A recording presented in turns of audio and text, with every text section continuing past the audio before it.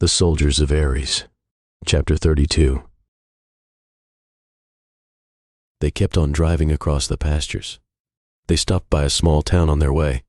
It was strange, since even though the town was small, the technology there could have rivaled Mars's capital Thrace. It was strange to see even tiny huts sprouting multiple antennas, and he even spotted a few schoolchildren carrying portable computers. Maximus had heard of these before. They were called laptops or something. But he had never actually seen one anywhere in the trenches. They did not have much time to explore, as Achilles wanted to reach Athens as fast as possible without wasting time. They did not stop anywhere at night as well. Because of this, it was decided that one of them would keep driving through the night while the others slept. Since Maximus was well rested and tired of doing nothing all day, he volunteered to do so. It was past midnight now, and Maximus had been at the wheel for almost 4 hours. He realized now that he was not as well rested as he had thought. His eyes were barely open, and his foot was aching from managing the pedal all night. All he wanted to do was to park the truck and get some sleep. But he had taken up the responsibility himself, so he was not about to stop driving just because he felt a bit tired. As he drove, his thoughts began to wander back home to the trenches. He was a long way from there now, and he had no idea when he would be able to see it again. But he was sure about one thing: he would go back. After all, Kayla would be waiting for him there. He was sure of it. He still regretted not asking her out while he was there, but hey, it didn't end that bad. After all, he had got a kiss at the end. He just wished he knew when he would be able to see her again. Almost an hour passed when someone said, "Wow, you're still up and driving." Mia had gotten up. She came up, careful not to step on Rex, who was sleeping on the floor, and moved to the front to sit next to Maximus. "Well, you're up way too early," he said. Mia shifted her eyes and said, "Yeah, well, I had a bad dream. And I never could go back to sleep after one of those." Maximus noticed that she was clutching her left arm, the part where her mark was, and he knew better than to ask what the dream was. "Wish I could go to bed, though. I don't think I'll have any trouble falling asleep," he said. "Then why don't you?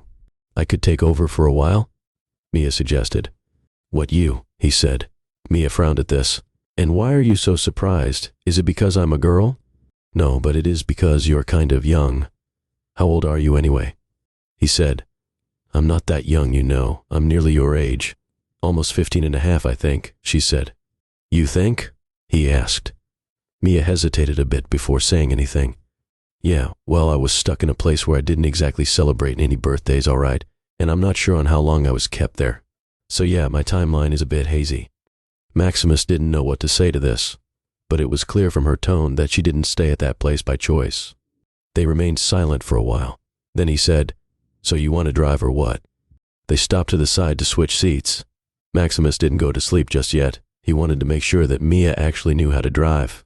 She started up the truck without much trouble, and she wasn't kidding about knowing how to drive either. All this just made Maximus realize that the girl sitting next to him was shrouded in mystery.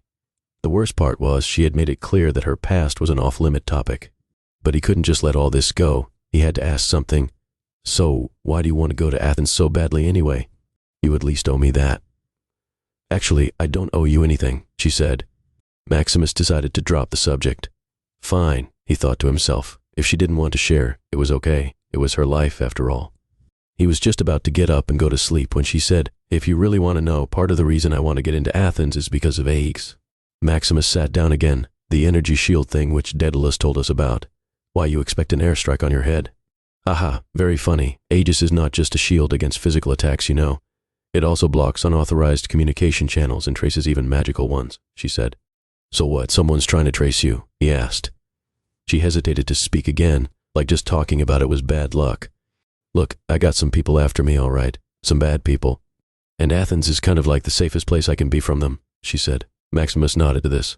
It wasn't the whole story, but it was something. He decided to take Achilles' advice and leave it. Maybe someday she would tell him herself. But he just had one more question. "You said that Aegis was one of the reasons you wanted to reach Athens. What's the other?" "Well, there is supposed to be someone there who is on real bad terms with the people chasing me. I was hoping that maybe he could help me," she said. He thought for a second and said, "Kind of like an enemy's enemy is your friend." She nodded. "Yeah, something like that. Achilles says he knows the man personally and that he would introduce me. Now, can we please drop the topic? And weren't you about to fall asleep a few seconds ago?"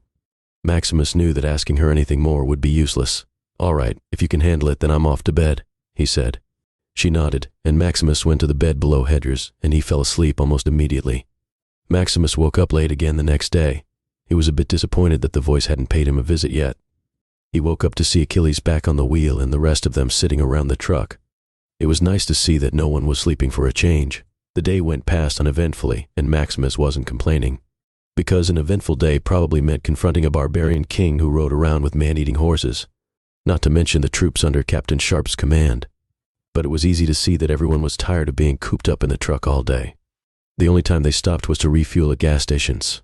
These were also the only places they had to freshen up, and the toilets there were worse than an underground sewer.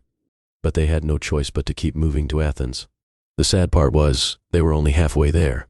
But when Daedalus awoke in the evening, he said, "Might I suggest that we spend the night at a motel tonight? It seems our entire traveling party feels a bit car-sick at the moment." "I second that idea. The bed is nice and all, but I'm used to hanging by my tail to sleep, and there's nothing to dangle from in here," Hedger said. "In that case, you can take the floor next time," Rex said. Maximus felt it was a good idea as well, but they all looked to Achilles for approval. He had sort of become the unofficial leader of the pack. "We shouldn't waste any more time than we have to. The sooner we reach Athens, the better," he said. "Come now, Achilles, Athens is not going anywhere, and you should know how important it is to stretch your legs once in a while," Daedalus said. "I think you mean leg," Hedger said, and Mia elbowed him in the stomach to shut up. It took a while to convince him, but Achilles finally agreed to stop for the night at a motel. "That's the spirit," Hedger said. "I mean, what's the worst that can happen?" And Maximus kind of felt like he jinxed it by saying that. They stopped that night at a place called Highway Palace. It was a beaten-up old place with broken windows and faded paint. The neon sign outside had half its letters missing. "Well, this looks luxurious," Mia said. "Would you rather take a bath in the gas station?" Rex asked, and that shut her up. They rented 2 rooms from an old satyr at the reception desk with a hearing aid. Achilles, Maximus, and Rex took one while the other 3 got the room right next to them. The place was nothing great, but it felt good to be on solid ground after moving all day. They had dinner at a small 24-hour diner nearby. The food wasn't great, and Maximus was really starting to miss the banquets at Vulcan City. But they talked and laughed as they ate their dinners. Everyone was in a good mood at being finally out of the truck, but they would have to be moving again in the morning, and Athens was still a couple of days away. They all went back to their rooms after that. Achilles opened the door using the key he got from the reception. They went inside to turn on the lights to their empty room. Only when the lights came on, they realized that the room was not empty at all. A man in a golden brown suit was sitting in the chair in the corner. Maximus recognized the man's smirking face immediately. Hermes was paying them a visit again. This has been a chapter from Book 1 of the new World Odyssey series, The Soldiers of Ares. Links to the books in the bio. Thanks for listening. If you enjoyed this chapter, don't forget to like, share, comment, and subscribe for more. Hit the notification bell so you never miss an upload. See you in the next chapter.